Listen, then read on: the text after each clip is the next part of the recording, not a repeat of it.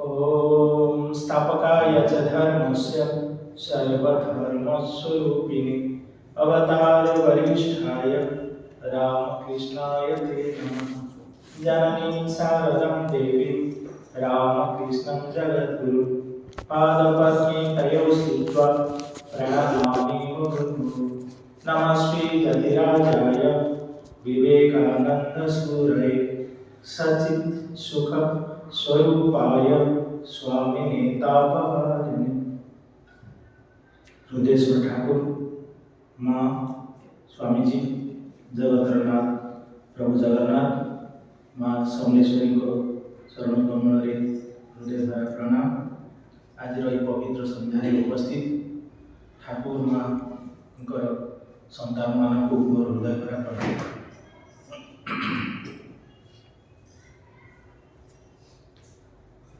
Actual कौन हुए आम जहाँ किसी करूँ ठाकुर माँ बिना इच्छा बिना आशीर्वाद किसी संभव हुए। आम बड़ बड़ काम करूँ बाहादुरी नौ आम ठाकुर कहते जे से माली बगीचारे भल गछ कर फल फुटे सब अच्छी ताकू से कौन कला दिने गुरु आसी खाऊँ सी मांगी बहुत्यार दोष तेणु ताकू परीक्षा करने जड़े लोक आसला सुंदर बगीचा ना हाँ मुझे बढ़िया बढ़िया फल के परिश्रम कर सब कर नारद छद्म विषय आसे गुरु पाख जो गले गले गुरु किए मार्च मुझे मारनी मुझे कहीं गुरु मारनी तेणु इंद्र को दोष देले कहबार कथा हूँ भल कम गुड़ा आम सब नहीं जाऊे खराब काम गुड़ा भगवान को इच्छा छाड़ी दौचे यहाँ कि ठीक नुहे। सब समय आम ठाकुर माँ सब जिन उत्सर्ग करवा देखा से शांति ही शांति से ठाकुर कहले जे मो पिलाटी जाऊँगी जे भगवान को आश्रय करे जाऊँगी जदि झुंटिकी तार गोड़ किसी रक्त बाहरीगला आम मैंने भक्त हिसाब से ठाकुर माँ चरणाश्रित भाव में आम मैंने अनुभव करवा दरकार जे आज हुए तो मोर मृत्यु जोग था मो ठाकुर माँ आशीर्वाद अल्प टे रक्त बाहरी से छोट विपद चलीगला। ठाकुर जमी कहती शाबलर दुख छुंची मन में चली जाए तेणु भगवान को आश्रय कले ये लाभटा हुए। छोट गल्प स्टार्ट करवा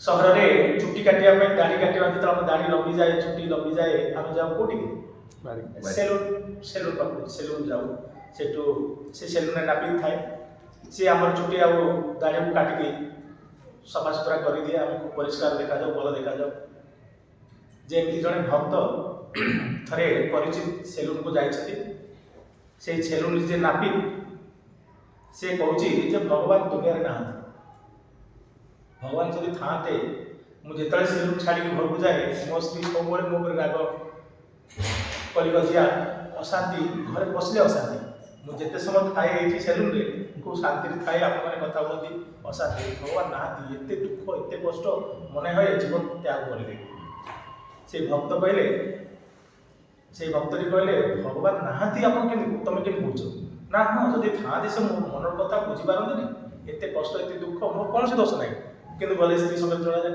अशांति सब से चुटी काटा आरंभ कले दाढ़ी काटा आरंभ कले से देखुं बाहर जे दुई जन लोक जाऊँ लंबा लंबा दाढ़ी लंबा लंबा चुटी तापर ये कहते भक्त लोकटी जे ये सहर में नापित ना भंडारी ना सेलून ना मन हो कहीं आम अच्छु सेलून अनेक सेलून अच्छी अनेक नापित अच्छा एमती कहीं कहते ना जो नापित था सहर में ताहले ये लोक देख लंबा लंबा दाढ़ी लंबा लंबा चुटी नहीं बुलूँ केते असना देखा जदि से तो परिष्कार करते से नापित कहूँ आप भूल कथा कहते नापित अच्छा सेलून अच्छी किंतु से दुई जन लोक जब सेलून न जी नापित पाखक काटिक से परिष्कार करमी से भक्त लोकटी खूब खुशी हसिले कहे बाबा सेमती सेलून रूपक मंदिर अच्छी नापित रूपक भगवान अच्छा से मंदिर में सेलून जमी नापित थाए मंदिर से भगवान अच्छा भगवान पाखक आम दुख कष्ट जहाँ अच्छी आम जदि नहीं जनइबा से काटी कुटी सब सुधा कर तेणु आम मैंने भगवान पाक जाऊ दुख कष्ट जमाऊनी आम कौन कौचे केवल ठाकुर पाखे गदा गदा କାମନା ସବୁ ମୋ ସ୍ୱାମୀଙ୍କର ପ୍ରମୋସନ ଦରକାର, ମୋ ଶାଶୁଙ୍କର ଶରୀର ଖରାପ ଅପରେସନ ହେଇଛି ଟିକେ ମା ଦେଖିବ, ମୋ ପିଲାଙ୍କର ପଢ଼ାପଢ଼ି ପରୀକ୍ଷା ଟିକେ ପାସ୍ କରିଦେବ, କିଏ କହୁଛି ମେଡ଼ିକାଲ ପାଇଯିବା ଦରକାର, ମ୍ୟାରେଜ ହେବା ଦରକାର, ଏସବୁ ଆମେ କେବେ ଆସିକି ପଚାରିଛେ ଠାକୁର ମା ଆପଣ କେମିତି ଅଛନ୍ତି, ଭଲ ଅଛନ୍ତି ତ? ଏ ବାବା ଠାକୁର ମାଙ୍କୁ ପରିଷ୍କାର କରୁଛୁ ତ, ଫୁଲମାଳ ଦଉଛୁ ତ, କେବେ ପଚାରିଛେ ଠାକୁର ଆପଣ କେମିତି ଭଲ ଅଛେ? ଆମେ ସବୁବେଳେ ଆମର କାମନା ଗଦେଇ ଗଦେଇ ଚାଲିଛେ, ଠାକୁରଙ୍କୁ ଭାର ଦେଇ ଚାଲିଛେ। এটা ঠিক, ଆମେ ଭଗବାନଙ୍କ ନିକଟରେ ଏଇଟା ପ୍ରାର୍ଥନା କରିବା ଦରକାର, କାରଣ ଭକ୍ତ ହିସାବରେ ଆମେ କଣ, ଆମେ ଭଗବାନ ଠାରୁ ମାଗିବାନି, ବାପା ମାଙ୍କ ଠାରୁ ମାଗିବା, କାହାକୁ ମାଗିବା, କିନ୍ତୁ ମାଗିଲା ଭଳିଆ ଜିନିଷ ମାଗିବା। ମତେ ଏବେ 2-4 ଦିନ ଆଗେ ଆମର ସେଠି ଜଣେ ମା କହୁଛନ୍ତି, ମହାରାଜ ମାକୁ କୁହନ୍ତୁ ଏତେ କଷ୍ଟ ଦଉଛନ୍ତି, ଏତେ ରୋଗ କାହିଁ ଦଉଛନ୍ତି? ମୁଁ କହିଲି ମା ଠାକୁର ପା ନିଜେ ଦେଖିକି ଗଲେ, ଠାକୁରଙ୍କର କଣ ସତରେ ରୋଗ ହେଇଥିଲା? ରୋଗ ହେଇନଥିଲା। ଗିରିଶ ବସୁ କଣ କହୁଛନ୍ତି? ଠାକୁର ଢଙ୍ଗ ଦେଖାচ্ছে, ଢଙ୍ଗ କିଛି ହେଇନି। ପୁଣି ଆମର ତୁରିଆନନ୍ଦଜୀ ମହାରାଜ, ହରି ମହାରାଜ ଅନେକ ଦିନ ପରେ ଠାକୁର ପାଖକୁ ଆସିଛନ୍ତି କାଶୀକୁ, ଠାକୁର ସେତେବେଳେ ଠିକରେ ଖାଇପାରୁନାହାନ୍ତି, କଥା କହିପାରୁନାହାନ୍ତି, ବେଡ୍ ଉପରେ ବସିଛନ୍ତି। প্রথমে আসি কবার পাখে পৌঁছতে ঠাকুর কেমন আছেন? ঠাকুর যে আরে সারা খেতে পাচ্ছি না, কথা বলতে পারছি না, খুব কষ্ট রে। তুরিয়ানন্দজি মহারাজ হ্যাঁ আমি জানি তো আপনি আনন্দ সাগরে আছে। ঠাকুর সঙ্গে সঙ্গে বলছে সারা ধরে ফেলেছে, মানে বুঝপাইলে তো, মানে ইয়ে ঠিক মোর অন্তর কথা জানিছে। আকচুয়াল ঠাকুর কিছু নথিলা, এই রোগ যন্ত্রণার উদ্দেশ্য কোন জানিছেন? যে মোর সন্তান মানুষ সারা বিশ্বକୁ ମୁଁ ଦେଖେଇକି ଯିବି যে অবতার যদি মনুষ্য রূপে আসতে, মানব শরীরে আসতে, তাহলে রোগ নিশ্চিত হবে। যেটা আমার 4টা অবস্থা আপনার গৌতম বুদ্ধ কুহতি, যেতবে গৌতম বুদ্ধଙ୍କର ভবিষ্যৎ ଥିଲା যে সে যদি বাহারକୁ ଯିବେ ସଂସାର ଦୁଃଖ ଯନ୍ତ୍ରଣା ଦେଖିବେ, ସେ କିନ୍ତୁ ବେଶୀ ଦିନ ରହିପାରିବେନି। ତେଣୁ ବାପା ତାଙ୍କୁ ବାହାରକୁ ଛାଡ଼ୁ ନଥିଲେ। ତାଙ୍କର ବିବାହ ହେଲା, ବିବାହ ହେଲା ପରେ କହିଲେ ନା ଆଉ କିଛି ଅସୁବିଧା ହବନି, ଏ ରହିଯିବ ସଂସାର ଭିତରେ। ତାପରେ ଦିନେ ସେ ତାଙ୍କର ରଥକୁ ନେଇକି ସହର ପରିକ୍ରମା କରୁଛନ୍ତି, ହଠାତ୍ ଦେଖିଲେ ଯେ ଜଣେ ବୃଦ୍ଧ ମାନେ ଲାଠି ନେଇକି ପକେଇ ପକେଇ ଚାଲୁଛି। ଇଏ ତ ଦେଖିନାହାନ୍ତି ପ୍ରଥମବାର, କାରଣ ଉଆସ ବାହାରକୁ କେବେ ବାହାରି ନାହାନ୍ତି, ପ୍ୟାଲେସ ବାହାରକୁ ବାହାରି ନାହାନ୍ତି। ସେଠି ସେ ରଥ ଯେ ଚଲାଏ ତାକୁ କହୁଛନ୍ତି ସାରଥି, ଆଚ୍ଛା ଇଏ କଣ ଏମିତି ପକେଇ ପକେଇ ଚାଲୁଛି? ସେ କହୁଛି ଯେ ରାଜକୁମାର ମହାରାଜ, ଆମେ ପିଲାଙ୍କୁ, ଆମର ମଣିଷର 4ଟା ଅବସ୍ଥା ଅଛି, ବାଳକ ଅବସ୍ଥା, ଯୌବନ ଅବସ୍ଥା, ବୃଦ୍ଧ ଅବସ୍ଥା, ତାପରେ ମୃତ୍ୟୁ ଅବସ୍ଥା, ଏସବୁ ହୁଏ। ତେଣୁ ଏଇଟା ଗୋଟେ ଅବସ୍ଥା ନା, ଏଇଟା କଣ ନା ବୃଦ୍ଧ ଅବସ୍ଥା। ଏଇଟା କଣ ମୋର ହବ ନା ହଁ ହବ, ସମସ୍ତଙ୍କର ହବ ନା ହଁ ହବ। ତାଙ୍କ ମନରେ କଷ୍ଟ ଆସିଲା ଯେ ମୁଁ ଦିନେ ବୃଦ୍ଧ ହେବି, ମୁଁ ବି ଏଇଭଳିଆ କଷ୍ଟ ପାଇବି। ଆଉ କିଛି ବାଟ ଚାଲି ଯାଇଛନ୍ତି, ରୋଗରେ ଜଣେ ଛଟପଟ ହେଇ ପଡ଼ିଛି। ଇଏ କଣ ହେଲା ନା ଆକୁ ରୋଗ ହେଇଛି, ରୋଗରେ ଏତେ କଷ୍ଟ ଯନ୍ତ୍ରଣା ପଡୁଛି, ଛଟପଟ ହେଇ ପଡୁଛନ୍ତି। ଏ ରୋଗ କଣ ସମସ୍ତଙ୍କୁ ହବ? ମତେ ହବ? ମତେ ହଁ ନିଶ୍ଚୟ ହବ। ମଣିଷ ଶରୀର ନେଇଛେ ମାନେ କଷ୍ଟ, ରୋଗ ନିଶ୍ଚିତ ହବ, ଯନ୍ତ୍ରଣା ପାଇବି। ସେଇଠି ସେ ଜାଣିଲେ। ତୃତୀୟ ଲୋକ ଆସୁଛନ୍ତି, ରାମ ନାମ ସତ୍ୟ, ହରି ନାମ ସତ୍ୟ। କଣ ଇଏ 4 ଜଣ ଲୋକ ନେଇ କହିକି ଯାଉଛନ୍ତି ନା ତାର ଶରୀର ଚାଲିଗଲା, ନା ଆକୁ କଣ କହନ୍ତି ମୃତ୍ୟୁ। ସେ ତ ଜାଣିନାହାନ୍ତି କଣ ଏସବୁ ମୃତ୍ୟୁ, ମୋର ବି ହବ ନା ହଁ ଆପଣଙ୍କ ମୃତ୍ୟୁ, ଆପଣ କଣ ସମସ୍ତଙ୍କ ମୃତ୍ୟୁ ହବ। ଯିଏ ଜନ୍ମ ନେଇଛି ସେ ମୃତ୍ୟୁ ତାର ସିଓର, କେହି କହିପାରିବେନି ମୁଁ ମରେ ବଞ୍ଚିବି। ଆଚ୍ଛା, ତାପରେ ତାଙ୍କ ମନ ପୁଣି ଦୁଃଖ ହେଇଗଲା। କିଛି ରାସ୍ତା ଯାଇଛନ୍ତି, ଦେଖିଲେ ଜଣେ ସନ୍ନ୍ୟାସୀ, ହସ ହସ ମୁହଁ, ସୁନ୍ଦର ଚେହେରା, ସେ ଯାଉଛନ୍ତି। ତାଙ୍କୁ କହିଲେ ଇଏ କି? ଏଇ ଜଣେ ସନ୍ନ୍ୟାସୀ। କଣ ଆଙ୍କର କାମ ନା ଇଏ ଭଗବାନଙ୍କ ଚିନ୍ତା ସବୁବେଳେ କରନ୍ତି, ଯୋଉଠି ଯାହା ପାଇଲା ଖାଆନ୍ତି, ଯୋଉଠି ଯାହା ପାଇଲେ ସେ ରୁହନ୍ତି, ଇଭିନ୍ ଗଛ ତଳେ ବି ରୁହନ୍ତି, ନ ଖାଇବାକୁ ପାଇଲେ ବି ସେ ରୁହନ୍ତି। ସେଥିରେ ଖୁସି କାହିଁକି ଭଗବାନ ତାଙ୍କ ସେବାରେ ଅଛନ୍ତି ସବୁବେଳେ। ତାପରେ ସେ ଖୁସି ହେଇଛନ୍ତି, ଆନନ୍ଦ ପାଇଛନ୍ତି। ତାପରେ ସେଇଠୁ ଡିସିସନ୍ ନେଲେ ଯେ ମୁଁ ରହିବି। ତାପରେ ଯେତେବେଳେ ରାଜବାସକୁ ଫେରିଛନ୍ତି, ଫେରିଲା ସମୟରେ ଗେଟ୍ ପାଖରେ ସେ ଦାସୀ ଯିଏ ଦୌଡ଼ି ଆସି କହୁଛନ୍ତି ଆପଣଙ୍କର ଗୋଟେ ପୁତ୍ର ସନ୍ତାନ ହେଇଛି। ସାଙ୍ଗେ ସାଙ୍ଗେ କହୁଛନ୍ତି ସିଦ୍ଧାର୍ଥ, ମାନେ ମାୟା ଆସିଗଲା। ଏଇଟା ହচ্ছে ତାଙ୍କର ଇଏ ଗଳ୍ପ। କଥା ହଉଛି କି ଆମର ସେମିତି ଦିନକୁ ଦିନ ଶରୀର ପରିବର୍ତ୍ତନ ଅଛି, ଶରୀର ନେଇଛି ମାନେ ପରିବର୍ତ୍ତନ ହବ। ଆଜି ଆମେ ଯୌବନ ଅଛୁ, କାଲି ଆପଣ ଚମତ୍କାର ହବ। ଆପଣମାନେ କେବେ ଅନୁଭବ କରନ୍ତୁନି ଯେ ମୁଁ ଛୋଟ ସମୟରେ ଯୌବନ ଥିଲି, ବହୁତ ସୁନ୍ଦର ଥିଲି, ଏବେ କାହିଁକି ଏଭଳିଆ ଅବସ୍ଥା ମୋର ହେଇଛି। ଋତୁ ବି ହବ, ସମସ୍ତଙ୍କର ହବ, ଏଇଟା କିଛି ନାହିଁ। କିନ୍ତୁ ଆମେ ଭଗବାନଙ୍କୁ ନେଇକି ଆନନ୍ଦରେ ରହିବା। সেইଥିପାଇଁ ଆମେ গাড়িতে আছি কৌতুক যে ঠাকুর বলছে যে আমার ছেলে আমার সন্তানগুলো রসে বসে থাকে, ঠাকুর রসে বসে খুব মজা করে, খুব আনন্দ করতে। আমরা সেরকম থাকবো কাকে নিয়ে? সংসারকে নিয়ে না, ভগবানকে। আরেকটা গল্প মনে পড়ে যে ଜଣେ ଝିଅଟିଏ ମ୍ୟାରେଜ କରିଛି, 20 ବର୍ଷ ମ୍ୟାରେଜ କରିଛି, ଦୀକ୍ଷା ନେଇଛି। ଦୀକ୍ଷା ନେଇକି ସେ ମ୍ୟାରେଜ କରିଛି, 20-25 ବର୍ଷ ହେଇଯାଇଛି। ଅନେକ ଦିନ ପରେ ସେ ତାଙ୍କର ମନେ ପଡ଼ିଲା ଗୁରୁ ଦିବସରେ ମୁଁ ଗୁରୁଦେବଙ୍କୁ ଅନେକ ଦିନ ଦେଖିନି, ଦର୍ଶନ କରିନି, ଗୁରୁ ଦିବସରେ ଗୁରୁଙ୍କୁ ଟିକେ ପ୍ରଣାମ କରିବାକୁ ଯିବି। ଗୁରୁ ଜଣେ ସନ୍ନ୍ୟାସୀ, ତାଙ୍କ ପାଖକୁ ଯାଇ ପ୍ରଣାମ କଲେ, କହିଲେ ମା ତୁ କିଏ? ମୁଁ ଚିହ୍ନି ପାରୁନି। ନା ଗୁରୁଦେବ 30 ବର୍ଷ ଆଗେ ମୁଁ ଦୀକ୍ଷା ନେଇଥିଲି ଆପଣଙ୍କ ପାଖରୁ, ଆଉ ଅନେକ ଦିନ ମୁଁ ରହିଯାଇଛି, ସଂସାର ଜଞ୍ଜାଳ ଭିତରେ ବ୍ୟସ୍ତ ଭିତରେ ରହିଯାଇଛି, ମୁଁ ଆପଣଙ୍କୁ ଆଉ ପ୍ରଣାମ କରିବାକୁ ଆସିପାରୁନି ଆପଣଙ୍କୁ, ଆଜି କିନ୍ତୁ ଗୁରୁ ଦିବସରେ ଆପଣଙ୍କୁ ପ୍ରଣାମ କରିଛି। ଆଚ୍ଛା ମା ତୋର ବୟସ କେତେ? ନା ମୋର ବୟସ 20 ବର୍ଷ। ତୋର ଶାଶୁର ବୟସ କେତେ? ଶାଶୁର 10 ବର୍ଷ। ତୋର ସ୍ୱାମୀର ବୟସ କେତେ? ନା 5 ବର୍ଷ। ତ ଶ୍ୱଶୁରର ବୟସ କେତେ? ନା ସେ ପର୍ଯ୍ୟନ୍ତ ଜନ୍ମ ହେଇନାହାନ୍ତି। ମାନେ କ'ଣ? ସିଏ ତ ଗୁରୁଦେବ ପୁରା ଆଶ୍ଚର୍ଯ୍ୟ, ଇଏ କ'ଣ ଆନ୍ସର? ସେଠି ଝିଅଟି ବୁଝେଇ ଦେଉଛି, ଗୁରୁଦେବ ମୁଁ 20 ବର୍ଷ ଆଗେ ଦୀକ୍ଷା ନେଇଥିଲି ଆପଣଙ୍କ ଘରକୁ।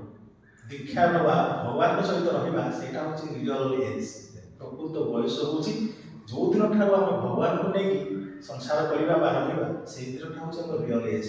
20 ବର୍ଷ ଆଗେ ଦୀକ୍ଷା ନେଇଛି, ତେଣୁ ମୋର ଜନ୍ମ ହେଲା ସେଇ 20 ବର୍ଷ ଆଗେ।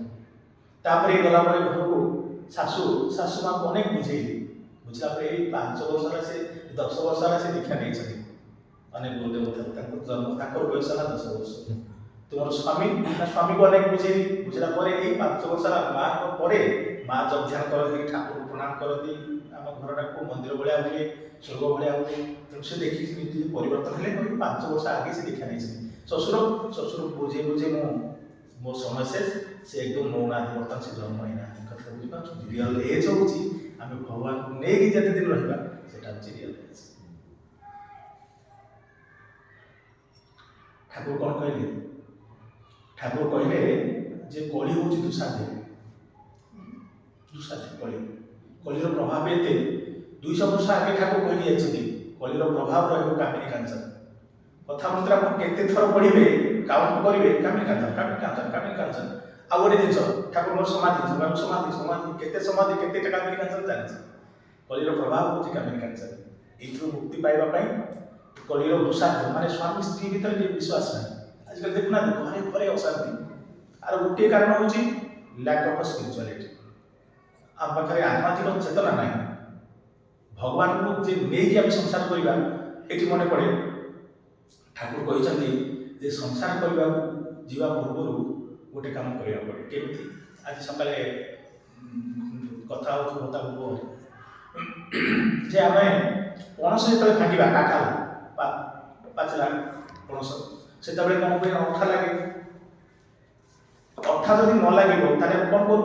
ହାତରେ ତେଲ ମାଖିକି ଯଦି ଆମେ ପଣସ ଭାଙ୍ଗୁ, ତାହେଲେ ହାତରେ ଅଠା ଲାଗିବ, ପଛରେ ବାହାରିଯିବ। ସେମିତି ସଂସାର ରୂପକ ହେଉଛି କାଠର ଅଠା, ଯେମିତି ସେମିତି ମାୟା ହେଉଛି ସଂସାରର ମାୟା। ସେଇ ଅଠାରୁ ମୁକ୍ତି ପାଇବା ପାଇଁ ଠାକୁର ଭଗବାନ ରୂପକ ତେଲ ଲଗେଇକି ଆମେ ଯଦି ସଂସାର କରିବା, ତାହେଲେ ସଂସାର ମଧ୍ୟରେ ଲାଗିବ। କେମିତି? ଫର ଏକ୍ସାମ୍ପଲ, ଠାକୁର କହୁଛନ୍ତି ଯେ ଭଗବାନ ଲାଭ ପରେ ସଂସାର କଲେ କ'ଣ ସରିବ? ଭଗବାନ ଲାଭଟା କ'ଣ? ଠାକୁର ବାରବାର କହିଛନ୍ତି, ଆମେ ବି କହୁଛେ ଭଗବାନ ଲାଭ କ'ଣ? ମାନେ ଧରନ୍ତୁ ମୋ ପାଖରେ ଗୋଟେ କଲମ ନାହିଁ, ଆପଣ ଗୋଟେ କଲମ ଦେଲେ, ମୁଁ ଜାଣିଲି ଯେ ମୋର ଗୋଟେ କଲମ ଲାଭ ହେଲା, ପ୍ରାପ୍ତ ହେଲା। ସେମିତି କି ନା? ସେଟା ଆମେ ଘରେ ଆଲୋଚନା କରୁଥିଲୁ ଯେ ସଂସାର ଭିତରେ କୌଣସି ଅବତା, କୌଣସି ସାଧୁ ସନ୍ନ୍ୟାସୀ କେବେ କହିନାହାନ୍ତି ଯେ ଜଣେ ସଂସାରୀ ଲୋକ ବି ଭଗବାନ ଦର୍ଶନ ହବ। ଠାକୁର ଆମେ କହିଯାଇଛନ୍ତି। ପୁଣି ଠାକୁର କହିଛନ୍ତି ଯେ ମୋର ସଂସାରୀ ଭକ୍ତମାନେ ହେଉଛନ୍ତି ବୀର ଭକ୍ତ। ଆପଣମାନେ ଭାବୁଥିବେ ଯେ ଠାକୁରମାନଙ୍କୁ ଟେକିକି ଠାକୁର କହିଛନ୍ତି, ଏକଦମ ନା। ତାର ଏକ୍ସାମ୍ପଲ ଆଜି ଗୋଦାମ ଘରେ ହେଉଥିଲା ଯେ ନାରଦ ଥରେ ଆସିଲେ, ନାରଦଙ୍କ ମନରେ ଖୁବ ଅହଙ୍କାର। ଭଗବାନ ତ ଅହଙ୍କାର କହିପାରନ୍ତି ଯେ ମୁଁ ସବୁବେଳେ ନାରାୟଣ କହୁଛି 24 ଘଣ୍ଟା, ମୁଁ ହେଉଛି ଶ୍ରେଷ୍ଠ ଭକ୍ତ ଭଗବାନଙ୍କର। ସେଠୁ ଭଗବାନ କହିଲେ, ଆଚ୍ଛା ନାରଦ, ଆମେ ଟିକେ ଯିବା ମର୍ତ୍ତ୍ୟକୁ ଯିବା, ମାନେ ଆମର ଏଇ ପୃଥିବୀ ଲୋକକୁ ଆସିବା। ଠିକ୍ ଅଛି, ଯିବା। ଏମିତି କିଛି ରାସ୍ତା ଚାଲି ପ୍ରଭୁଙ୍କର ଏଇଟା ପ୍ରିପ୍ଲାନ୍ ଯେ ଶୋଷ ଲାଗିଛି, ଆପଣ ଯାଆନ୍ତୁ ସେଇ ଗାଁରୁ ଟିକେ ପାଣି ନେଇ ଆସନ୍ତୁ, लोटारे लोटारे फुल पानी आनिब किंतु गोटे बिंदा पानी जो तले न पड़े जदि पड़ो मुझे ग्रहण करी पुणी तुमको जावा पड़े पुणी आने पड़े ना यही कथा तो नहीं से नारद कहले लोटाए पानी लेके आसुँच जो गाँ ठारू प्रभु जो दूरता अच्छी हूँ तो 1 किलोमीटर 2 किलोमीटर रास्ता अधा घंटा रास्ता आसवा भितर से प्रभु हसी हसी कहते पानी आना पानी रख से गोटे बुंदा पानी पड़नी तो ना कि कथा कहते आप शर्त रखते गोटे बुंदा पड़े आप ग्रहण करेंगे आउ पूरा से पानी को देखी देखी आसे गोटे बुंदा भी पड़ेगी अच्छा नारद तुम ये अधघंटा आसला भितर तुम तो पानी को लक्ष्य करके आस नारायण नारायण केते थर कहीच ना घोड़ा डी मोर आ समय कहीं आप मतलब टाणी दीजिए पानी गोटे बुंदा पड़े ना नारद देख मोर संसार पिला माने केते कर्तव्य से स्त्री स्त्री प्रति कर्तव्य अच्छी बापा माँ प्रति कर्तव्य अच्छी पिला मानक पई कर्तव्य अच्छी पुणी रोजगार करिवार तार अच्छी सब किसी कला परे भी से सकाळु संध्यारे थरे मो नाम करी से विश्राम निए ताठारु वीरभूत कौन हो पारे ठाकुर पुणी कहे वीरभूत कौन ना किला भितर जो सैनिक रही मारे ता देह गोली बाजे से समस्त दिन मारे तेणु किलाटा हूँ आप संसार कारण सब प्रकार आपण मैंने सुविधा पाए आम मान कथा देखते ना आम मैंने निजे कापड़ कार्य को निजे जहाँ कि सब निजे करने पड़े आ विदेश जो महाराज मैंने अच्छे निजे रोषे भी करते कारण से कई सैड्रे कर्मचारी सब कथा तेणु आम मान अनेक कष्ट अच्छी आपण मैंने से संसार भितर भगवान को लेकिन आम आनंद करा भगवान को लेकिन आमर परिवार रामकृष्ण माँ शांता परिवार हवा दरकार सब राममय हवा दरकार ठाकुर कथा आलोचना हवा दरकार प्रभु श्रीकृष्ण भगवान श्रीकृष्ण गीतार सब किसी श्लोक कहले बैटल फील्ड रे आम ठाकुर कौन कले कलिरे कली जुगरे निजे सब कहीगले मास्टर पैसा सब टप टप कर टिपि ना डायरेक्ट आज जो कथाबर्ता आम देखुचे से हूँ पंचम वेद जो वेद जो उपनिषद कथा आम बुझीपार नहीं गीतार गोटे गोटे वार्ड बुझीपार ठाकुर जिते सरल भाव में बुझे गले ये तो देखुनी के कौन अवतार भाया छोट छोट एग्जाम्पल सरल भाव गल्प मध्यम कहवा आम आज आलोचना करूँ जे ठाकुर गोटे गल्प थिला जे हाथी नारायण माहुत भी नारायण हाथी पागला अच्छी से तो भगवान बोलते किसी कर आज जो माहुत कहला चली जाओ पागला हाथी जाऊँगी कथा शुणी सी तो पुणी भगवान तेणु आम भूल करुचे से ठाकुर छोट छोट कथा के सुंदर भाव कहते तेणु संसार रहिले भगवान को लेकिन रहा पुणी ठाकुर कहते जे नौका नदी चली पानी भितर नौका चलती ठीक अच्छे कि नौका भितर जब पानी न पशु नौका भितर पानी पशिले नौका आप बुड़ीज सेमती संसार भितर आप रुहतु ठीक अच्छे कि आपण भर जब संसार पशिगला ताहले आपण संसार बुड़ला आपण भेड़ा बुड़ला केमी फॉर एग्जांपल ठाकुर कहते मनर गतिपथ परिवर्तन कर केमी गोलाम माँ को जानी गोलाम माँ थे आसी कहले ठाकुर मु जोगदान करे मते आपन दीक्षा दियंतु ठाकुर से कहले तुम पूरा यही मंत्र देखी तो तुम कौन दीक्षा दरकार से गोलाम माँ आसुँच मु तो क्या पर्यटन कहनी मुझे दीक्षा नहीं ठाकुर के जानले अंतर्गत अंतर्जामी से आप मैंने आउ गोटे घटना किसी घटना कही ठाकुर आम जावा फेर हृदय रामचंद्र दक्षिणेश्वर ठाकुर गंगा धार गंगा बोल से समय गंगा भितर नौकार दुई जन माझी माछ मारुंट भर झगड़ा है झगड़ा मारपिट चली से समय ठाकुर गंगा कूल ठाकुर आउ कांदा आरंभ कर जो ठाकुर शब्द शुणिला हृदयराम दौड़ कौन है मामा कहीं कांदी कहीं भाया चित्कार कर गोटे मारला भाया दौड़ जा देखिले मामूर पिठी गाल सब लाल छोट पिला कोमल आम जो मारिदे लाल हो जाए ना ठाकुर दाग हो पिठी कि आश्चर्य माँ मामा तुमको मारे किए सी तो ठाकुर तो आगे शुणा लोक नहीं से चलीगले से समय हृदयराम आस हृदयराम देखुं गंगा भितर दुज माड़ पड़े इे मुझे मामा सियाड़े बाजी ये कि कथा सी दुई जन गंगा भितर माड़ पड़े मामा देह दाग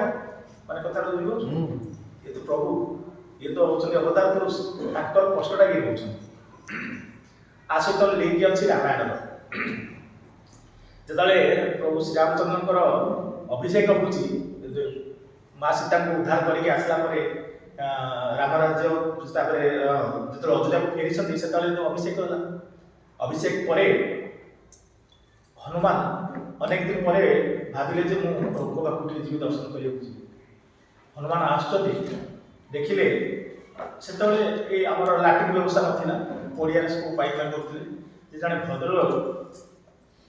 बिजनेस लोक से कहले जे गुरुदेव से पाक गले जो दीक्षा नेबी ना तुम तो बिजनेस लोक सब कर ना मुझे कौन करी आप कहतु कितु भगवान को चिंता रहा चाहूँ से कहले ठीक अच्छे तुम जिते सुविधा जिते फ्री टाइम पाच भगवान का नाम नब से देखले सब समय तो मोर बिजनेस चिंता हिसाब किताब सब से पाइखाना समय कहले यहीटा फ्री टाइम यही समय भगवान का नाम नहीं से पाइखाना कर जय श्री राम नाम कर हनुमान जाऊँच हनुमान देखले मोर एत सुंदर प्रभुंर ना एत पवित्र ना ए लोक असुंदर करुच्ची महिला बल त्याग करुच्ची मो प्रभुंर पवित्र नाम नौ माइले गोटे ढो कर दूरे जाऊला जहाँ मारिक चलीगले कारण समय हो अभिषेक समय हो प्रभु को प्रणाम करके जो अनाऊँच प्रभु श्री रामचंद्र गाल जाऊला चिन्ह लाल चिन्ह से हनुमान पचार प्रभु आपको किए भाया आघात कला ना हनुमान प्रभु हसी कहते हनुमान तुम्हें कले मुझे कहबी क्या ना प्रभु मुझे एत भल पाए एत आप कम सब हनुमान चिंता करते आप सब कम मुझे शीत सब विपद पाखे सहाय आप प्राण मोर हृदय मुझे चिंता न कर रही टे गोटे मुहूर्त मुझे गोटे हाथ उठेबी ये कथा कहते ना हनुमान मने ना तुम जो लंका को प्रथम थर जा माँ सीता को देखापी केमी अच्छा कौटी अच्छी से लंकिनी बोली गोटे राक्षसी थी माने रावण मेन गेट रखी सब बलशाली और खूब विशाल बड़ लंका भर गोटे माछी भी से पूरे दिए खाई जाए सब तुम जा ना तुमको देखी कौन कला ना खाई कहला तुम्हें कौन कल तुम तो अष्टसिद्धि नौ निधि के दाता तुम अष्टसिद्धि अच्छी छोट बड़ हवा बड़ छोट हवा तुम्हें कौन कल से खाइबा गोड़ा तुम छोट पूरा बड़ हो डबल हो उचा ना हाँ प्रभु तुमको आगे खाई पारानी सी आश्चर्य तुम से रागर गोटे चापड़ा मारल तुम से रक्त बांति कर एडे बड़ राक्षसी तुम गोटे चापड़ा ये तो साधारण गोटे मनुष्य आपको तुम जो शब्द प्रहार देल ये बची था ना कथा बुझे मुझे तार प्रभु सी मोर भक्त कारण मो ना से दिने करू असना जगह जो करू any hour any time and any god जेकोसी भगवान का नाम करूँ पाक जीव सी मोर भक्त मो ना दिने तो कर तेणु मुझे व्यवहार कर बुझिगले ठाकुर लिंक देखले आउ गोटे लिंक कौन थे ठाकुर स्वामी अभिदानंद जी महाराज काली महाराज जो कहते आउ गोलाप एमाने जाइए कोलकाता किसी कम जाइए समय डेरी प्राय खाइबा समय माने दुपर खाइबा समय बढ़ी जाइए नौकार फेरवे दक्षिणेश्वर से समय समस्त भोग पड़ी अलग टाइम से समय ठाकुर काली महाराज को कौन जहाँ कि नहीं आ खावर जन उन्हें जाइए खाइबा किसी जो मुआ माना कौन कहते आप कौन कहते मुआ जो हाँ से बंगला ठाकुर कैसे मोटा भूली जाऊँ मुड़की मुड़की मुड़की मुड़की नहीं आसले तीन जन ठाकुर कहले किए आछि देखी एकटा कर सब शेष कर देले इमाने दुई जन बसछन्ती की अवतार ये की भगवान देखो आमे जेमती कष्ट पाउछु भोकरे आमे छटपट होछु से भी सेमती होछन्ती देखो किछि गुडे धया माया नै सब शेष कर देले खाइकी आमे खाइबो कोन तापर कहला रे जल दे तापर पानी पी सारा परे इमाने फिर कुछ ना पेट भर्ती ए देखंतु आर से तो लिंक अछि महाभारत घटना महाभारत रे जेतले अष्टावक्र ऋषि आसिले से खूब रागी माने टिके एपट सब माने रागी अभिशाप दे देबे तापर से काम 100 शिष्य मान को नेकी दुर्योधन बाबू गले सेत बळे पांडव मानकर वनवास सेत बळे से कहले दुर्योधन मु तुम्हारा जे आतिथ्य देबी से राजा लोक तार कोन अछि खाइ देबे से सेठी सबरी कहले ना तू पाखरे आतिथ्य मु से माने पांडव बाबू पठे दे କାରଣ ପାଣ୍ଡବମାନଙ୍କର କିଛି ନାହିଁ ଖାଇବା ଦେବା, ଇଏ ତ ରାଗି, ଭୀଷଣ ରାଗି। ସେଇଠି ଯାଇକି ଯେତେବେଳେ ସେମାନେ ତାକୁ ଅନ୍ନ ଦେଇପାରିବେନି, ଋଷି ତ ନିଶ୍ଚୟ ରାଗ କରିବେ, କ୍ରୋଧ କରିବେ, ଆଉ ସେ ଅଭିଶାପ ଦେବେ। ପାଣ୍ଡବମାନଙ୍କର ଅଭିଶାପ, ତୁ କାହିଁ କେତେ ଟେନସନ୍ ନେବା, ତୁ କ'ଣ କରୁଛି? ବଢ଼ିଆ କଥା। ସେଠି ସେ ହାତ ଯୋଡ଼ି କହିଲେ ଯେ ପ୍ରଭୁ, ଆଉ ପାଣ୍ଡବମାନେ ଭଲ ଆତିଥ୍ୟ ଦିଅନ୍ତି, ଆପଣ ତାଙ୍କ ପାଖକୁ ଯାଆନ୍ତୁ ନା। ନା ହଁ, ବେଶ ଭଲ କଥା। 100 ଶିଷ୍ୟଙ୍କୁ ନେଇକି ଯାଇ ପାଣ୍ଡବ ପାଖରେ ହାଜର। ଏମାନେ ସବୁ ଖାଇସାରିଲେଣି। ଯୁଧିଷ୍ଠିରକୁ ଯାଇ କହୁଛି, ଯୁଧିଷ୍ଠିର ମୁଁ ତୁମର ଆତିଥ୍ୟ ଦେବି, 100 ଶିଷ୍ୟ ଆମେ ଯାଉଛୁ ସ୍ନାନ କରିକି ଆସିବୁ, ଆସିଲେ ଆମ ପାଇଁ ଭୋଜନର ବ୍ୟବସ୍ଥା କର। କହିଦେଇକି ତ ଚାଲିଗଲେ। ଯୁଧିଷ୍ଠିର ପଚାରୁଛନ୍ତି ଦ୍ରୌପଦୀକୁ, ଆଚ୍ଛା କିଛି ଅଛି ନା? ଆଉ କ'ଣ ଅଛି? କିଛି ନାହିଁ, ସବୁ ତୁମମାନେ ସବୁ ଖାଇସାରିଲେଣି, ମୁଁ ଶେଷରେ ଖାଇକି ତାକୁ ଧୋଇକି ରଖିଦେଇଛି। ଆରେ କ'ଣ ଆଉ ଅଛି? କିଛି ନାହିଁ। ନା କ'ଣ କରିବା? ଦ୍ରୌପଦୀ କହୁଛନ୍ତି, ଆପଣ କାହିଁ ଚିନ୍ତା କରୁଛନ୍ତି, ପ୍ରଭୁ ଆମର ଅଛନ୍ତି। ସେଇଠି ପ୍ରଭୁଙ୍କ ନାମ ଧରିଲାକୁ ପ୍ରଭୁ ଆସିକି ହାଜର, ପ୍ରଭୁ ଶ୍ରୀକୃଷ୍ଣ। আমি খুব খেতে পেয়েছি, আমাকে খেতে দাও। সেটি দ্রৌপদী কৌশলী ମୋ বলে କହୁଛନ୍ତି, ଏଇ ଅସୁବିଧା ସମୟରେ ଆପଣଙ୍କର ଥଟ୍ଟା କରିବାର ଥିଲା। ଜାଣିଛନ୍ତି ପ୍ରଭୁ ଶ୍ରୀକୃଷ୍ଣ ଗୋଟେ ଅକ୍ଷୟ ପାତ୍ର ଦେଇଥିଲେ ଭକ୍ତର ଭଗବାନ। ଜାଣିଛନ୍ତି ଏମାନେ ବଣକୁ ଯିବେ, ଖାଇବାକୁ କିଛି ନାହିଁ, ଫଳ ମୂଳ କେତେ କ'ଣ ଖାଇବେ, ଆଉ ଏମାନେ ତ ରାଜା ପରିବାର ପିଲା, ତେଣୁ ଆମକୁ ଗୋଟେ ଅକ୍ଷୟ ପାତ୍ର ଦେଇଥିଲେ। ସେଇ ପାତ୍ରର କାମ ହେଉଛି ଯେ ସେଇ ପାତ୍ର ଯଦି କିଛି ଲାଗିଥିବ, କିଛି ଜିନିଷ ଥିବ, ତାହେଲେ ସେ ଆପଣଙ୍କୁ ଆପଣ ଆହୁରି କେତେ ଜଣ ଖାଇପାରିବେ ସେଥିରୁ। ଆଉ ଯଦି ଧୋଇକି ଥରେ ରଖିଦେଲା, ଦିନକୁ ଥରେ, ସେଥିରେ ଅକ୍ଷୟ ମାନେ ନ କ୍ଷୟ, ଶେଷ ହବନି। ସେ କହିଲେ, ମୋ ନା ଧୋଇକି ରଖିଛି। ନା ନା, ଦେଖ କିଛି ଗୋଟେ ଥିବ, କିଛି ଗୋଟେ ଲାଗିଥିଲେ ଦିଅ ନା। ପ୍ରଭୁଙ୍କ ତ ଲୀଳା ସେ ଜାଣିଛନ୍ତି। ଟିକେ ଶାଗ ଲାଗିଥିଲା, ଆପଣ ଜାଣିଛନ୍ତି, ଦେଖିଛୁ ଶାଗ ଲାଗିଥିଲା, ଆସ ଟିକେ ଶାଗ ଲାଗିଥିଲା, ନା ଦିଅ ସେତିକି ହବ ନା, ଏତିକି ହେଇଯିବ ନା, ଦିଅ ନା। ସେଥିରେ ଖାଇକି ବା କି ତୃପ୍ତି କରିକି ପେଟକୁ ଆଉଁସିଲେ, ଆନନ୍ଦ ପାଇଛନ୍ତି। ସେଇ ସମୟର ଘଟଣା, ସେମାନେ ସ୍ନାନ କରୁଛନ୍ତି, ଶିଷ୍ୟମାନେ ଆଉ ଅଷ୍ଟବକ୍ର ଫିଲ୍ କରୁଛନ୍ତି ଆଉ ଭୋକ ନାହିଁ। ଶିଷ୍ୟମାନେ ଗାଧି ଭିତରେ ଆସିଲେ, କହିଲେ ଆରେ କ'ଣ ଯିବା ନା, ମାନେ ତ ଭୋକ ଲାଗୁନି, କାହିଁକି ଯିବା? ସେଠି ଗଲେ ପୁଣି ଅପମାନିତ ହବା। ଆମେ କହିକି ଆସିଲେ, ସେମାନେ ଆରେଞ୍ଜ କରିଥିବେ, ଆମେ ଯାଇକି ସେଠି ଯଦି ପ୍ରସାଦ ନ ପାଇବା, ସେମାନେ କହିବେ କି ମୁନି ଋଷି ସନ୍ନ୍ୟାସୀ ହେଇଛନ୍ତି, ଅନ୍ନ ପ୍ରସାଦ ନଷ୍ଟ କରୁଛନ୍ତି, ମା ଲକ୍ଷ୍ମୀଙ୍କୁ ଅପମାନିତ ହେଇଛି, ଆମେ ଆଉ ସିଆଡ଼େ ଯିବା ଚାଲ ଏଠୁ।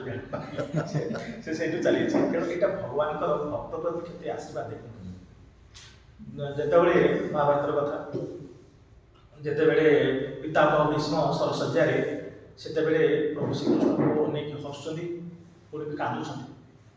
ସେଠି ଯୁଧିଷ୍ଠିର ପଚାରିଲେ, ପିତାମହ ଆପଣ କାନ୍ଦୁଛନ୍ତି?